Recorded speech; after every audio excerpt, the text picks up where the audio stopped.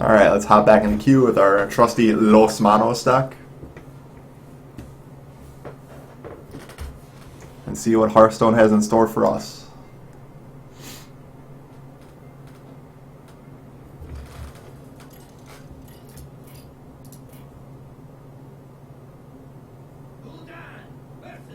Alright, man, we have more Gul'dan on Gul'dan crime. It's pretty typical, you know, like, Warlock is, I guess, debatedly, but pretty much usually considered to be the best deck, or, well, the best class, just because, you know, you need very specific hands to fight against Handlock compared to versus Zoo, and, you know, in a ladder scenario like this, you have absolutely no idea, you know, what your opponent's bringing. Apparently just he brings greetings, so it's lovely. Wow, we're getting 2 Zoos? Alright, we got 2 Zoos. That's where Dark Bomb's really going to shine. Say he's going to play some other stupid 1-drop here, and we're going to Dark Bomb his Undertaker and really take the wind out of his sails.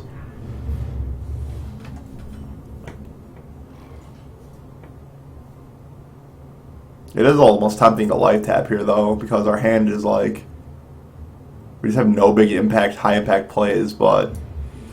I don't know, I guess I live in fear of Undertaker, and I just really don't want to get hit for 2 or even 3, because if he were to play 2 Death Rattle minions this turn now, he'd have a 3-4, and then we don't have a good way of dealing with it, because what would happen is we'd play the Iron Beak to silence it, but then he's just like his Voidwalker, for example, chumps our Iron Beak, or he's going to find some, you know, super efficient way to trade, and we're going to be really sad.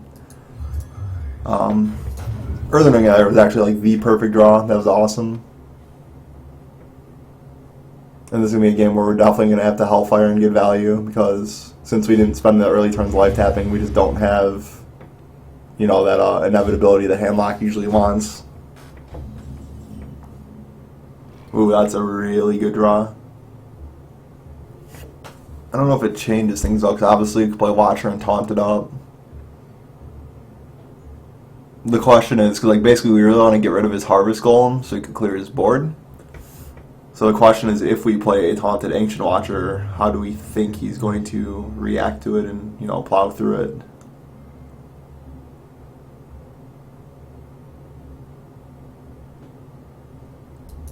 Yeah, I'm curious to see how he handles it. So we're gonna take the taunt line.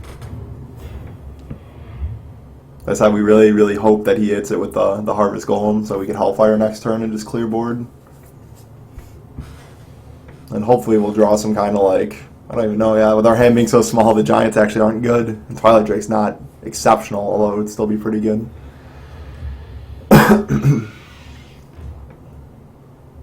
Alright, Creeper. Cool.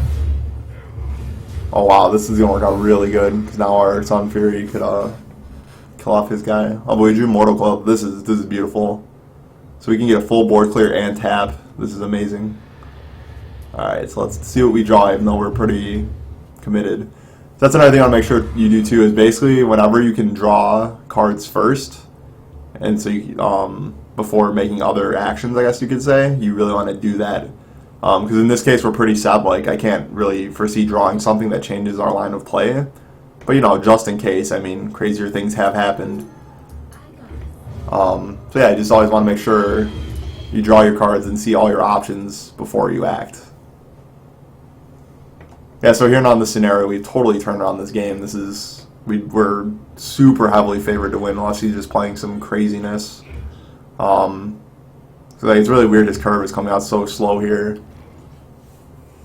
Like some people do occasionally play like the Demon Warlock, but we haven't really seen anything to make us believe he's not Zoo, aside from his just curve being so slow and lousy. I mean, maybe he just had a really bad draw, I guess.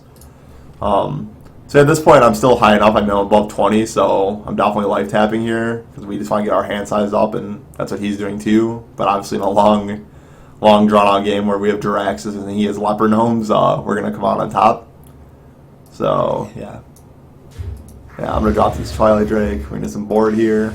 Yeah, so we're in really good shape here. Like, even if he has a Doomguard, or heck, even maybe 2 Doomguards, it could probably be 2 Doomguards, so yeah, we're really happy here.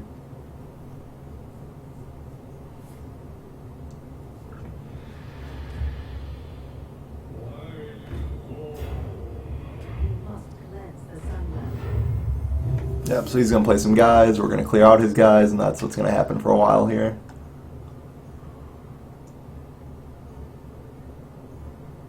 I actually kind of want a Hellfire, which is pretty greedy here, but like, I don't even know like what could go wrong for us here that would cause us to actually lose this game.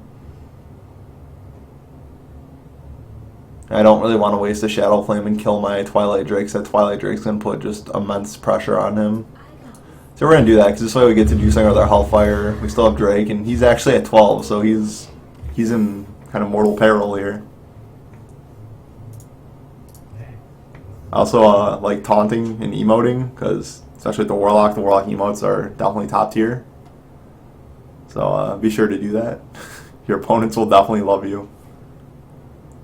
So I just noticed that must be a new card back. That's really cool with like the gear spinning. Alright, so we got our friend Doomguard here. Wow, he pitches a Power Overwhelming. Okay, so that's why his draw is so bad. He has all these stupid conditional cards.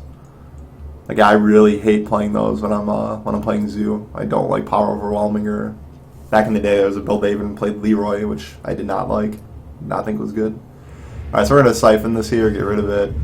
I am low enough here that I don't really want to keep life tapping, and given we have Jiraxis and a Taunter and Shadow Flame and answer anything he plays, I don't really think we need anything more to win this game. You know, pretty much no matter what we draw the rest of the game, even if they're blanks, like, I think we're going to be okay and be able to convert these cards into a win.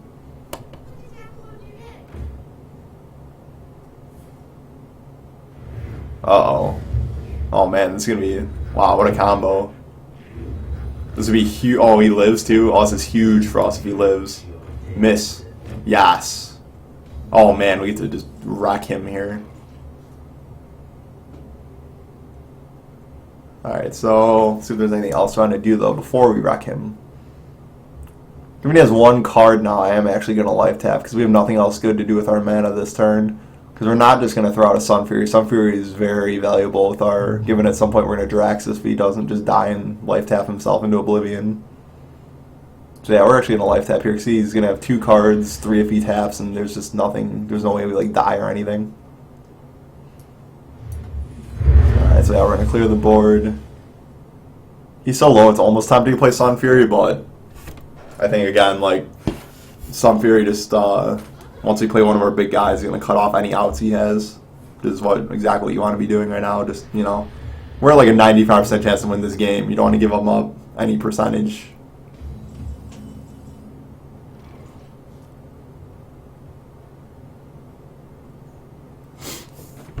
Alright, so let's think. It's actually funny because he's literally going to just run out of the ability to life tap. Just pretty amusing. Alright, so I think here we're going to actually be really inefficient. Yeah, we're going to Mortal Coil this.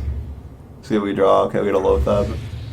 Yeah, I'm going to Sif him this, which is kind of silly, but basically I just want to keep his board clear so no shenanigans happen, and then this way we get our big game hunter out, which again, normally is terrible when the Zulok is at 8. The 4 powers is very threatening.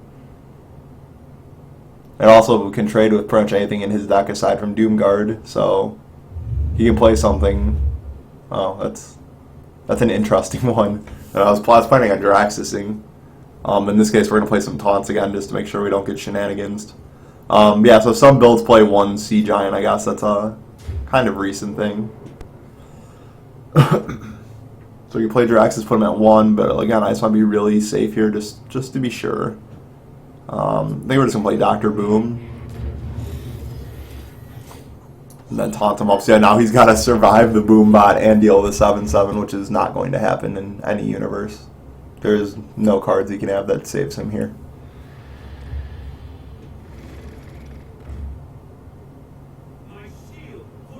Alright, so he's going to try and stall a little bit, but yeah, we're definitely winning the long game here. Oh, look at that, and that's a sweet one. So yeah, we're going to silence the big booty and get the victory. Alright, stay tuned.